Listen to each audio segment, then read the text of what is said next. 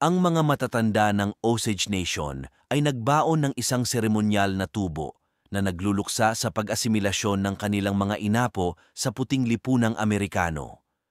Pagalagala sa kanilang reserbasyon sa Oklahoma na nagtatampok ng taunang bulaklak na buwan na kababalaghan ng mga patlang ng pamumulaklak, ilang Osage ang nakahanap ng bumubulusok na langis mula sa lupa. Nagiging mayaman ang tribo dahil pinapanatili nito ang mga karapatan sa mineral at ang mga miyembro ay nakikibahagi sa mga kita sa pag-upa ng langis kahit na ang batas ay nangangailangan ng mga legal na tagapag-alaga na hinirang ng puting hukuman na pamahalaan ang pera ng mga miyembrong buo at kalahating dugo sa pag-aakalang sila ay walang kakayahan. Noong 1919, bumalik si Ernest Burkhart mula sa unang digmaang pandaigdig upang manirahan kasama ang kanyang kapatid na si Byron at tiyuhin na si William King Hale sa malaking reserbasyon ng Hale. Si Hale, isang Reserve Deputy Sheriff Cattle Rancher na sikat na tinatawag na King, ay nagpapanggap bilang isang magiliw na benefactor ng Osage, nagsasalita ng kanilang wika at nagbibigay ng mga regalo. Iminungkahi niya na ligawan ni Ernest si Molly Kyle, isang Osage na ang pamilya ay nagmamay-ari ng oil head rights. Si Ernest, na kasama ni Byron, ay nagsasagawa ng armadong pagnanakaw laban sa Osage, ay nakilala si Molly sa pamamagitan ng kanyang pang-araw-araw na trabaho bilang isang driver ng taxi. Isang pag-iibigan ang nabuo at ang dalawa ay ikinasal sa isang seremonya na pinaghalo ang mga elemento ng Katoliko at Osage. Sa paglipas ng panahon, nagpalaki sila ng 3 anak.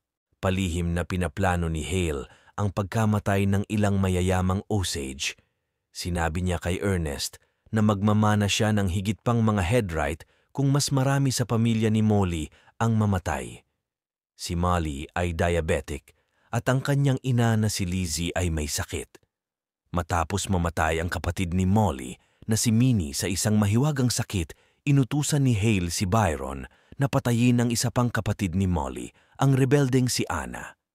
Sinisisi ni Lizzie at ng Osage Council ang mga puting residente ng reserbasyon at hinihimok ang tribo na lumaban. Ang isang newsreel ng 1921 Tulsa Race Massacre, kung saan ang mga puting tao ay nawasak ang isang itim na komunidad at pumatay ng maraming residente, ay nagdulot ng karagdagang pag-aalala sa mga Osage na maaari silang magdusa ng katulad. Nakita ni Lizzie na tinatanggap siya ng kanyang mga ninuno sa kabilang buhay habang siya ay namatay. Inayos ni Hale kay Ernest ang pagkamatay ni Henry Rowan, ang unang asawa ni Molly, upang mangolekta ng kanyang life insurance.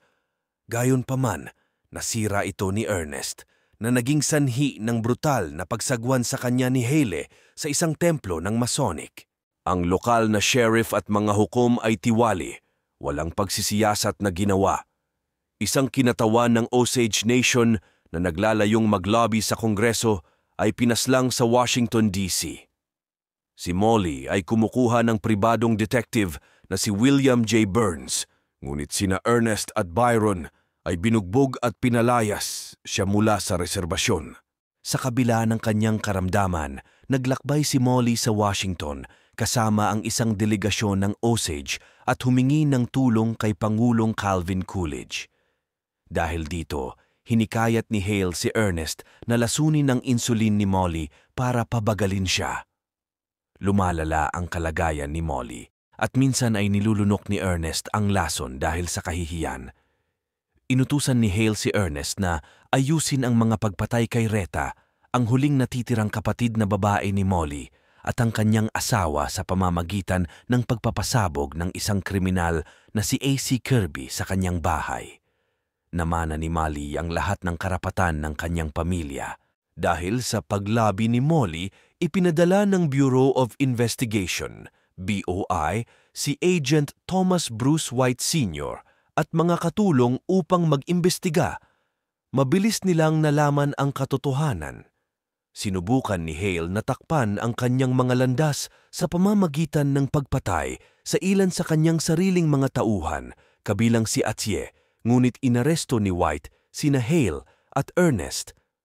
Nakita ng mga ahente si Molly na may malubhang karamdaman at nakuha ang kanyang tamang pangangalagang medikal. Hinikayat ni White si Ernest na aminin at ibaling ang ebidensya ng estado laban kay Hale. Sinisikap ni W.S. Hamilton, abogado ni Hale, na kumbinsihin si Ernest na sabihing siya ay tinorture at tumalikod. Gayunpaman, matapos mamatay ang isa sa mga anak nila ni Molly sa Whooping Cove, tumestigo si Ernest laban sa kanyang tiyuhin. Hindi matagumpay na sinubukan ni Hale na ipapatay si Ernest. Nakipagkita si Molly kay Ernest pagkatapos niyang tumestigo, ngunit iniwan siya kapag hindi niya inamin na nilason siya. Ang isang palabas sa radyo ay nagbubunyag ng resulta.